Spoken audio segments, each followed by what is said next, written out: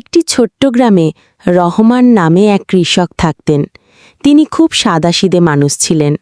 তার নিজের তেমন কোনো বন্ধু বা আত্মীয় না থাকলেও এক সঙ্গী সবসময় তার পাশে থাকত। একটি বিশ্বস্ত কুকুর, নাম তার টমি। রহমান ভোরে মাঠে যেতেন কাজ করতে, জমি চাষ করতেন, ফসল কাটতেন, আর টমি সবসময় তার পেছনে হাঁটত। কখনো পাশে দৌড়াতো, আবার কখনো রহমান ক্লান্ত হলে পাশে বসে থাকত, যেন সে বুঝত রহমান ছাড়া তার পৃথিবীতে আর কেউ নেই।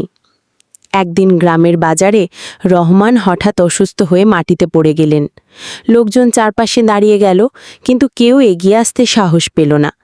তখন টমি চিৎকার করতে লাগল, যেন সবার দৃষ্টি আকর্ষণ করতে চাইছে। এরপর সে দ্রুত পাশের কূপের দিকে দৌড়ে গেল, মুখে ভিজে কাপড় টেনে আনল এবং রহমানের মুখে লাগানোর চেষ্টা করল। এমন দৃশ্য দেখে গ্রামের মানুষরা অবাক হয়ে গেল। তখন সবাই মিলেই রহমানকে পানি খাইয়ে দাঁড়াতে সাহায্য করল। রহমান ধীরে ধীরে সুস্থ হয়ে উঠলেন।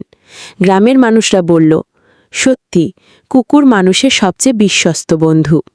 সেদিন থেকে শুধু রহমানই নয়, পুরো গ্রাম টমিকে ভালোবাসতে শুরু করল।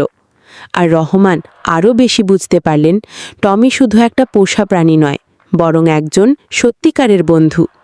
শিক্ষা: সত্যিকারের বন্ধুত্ব শুধু মানুষের মধ্যেই নয়, প্রাণীদের মধ্যেও থাকতে পারে।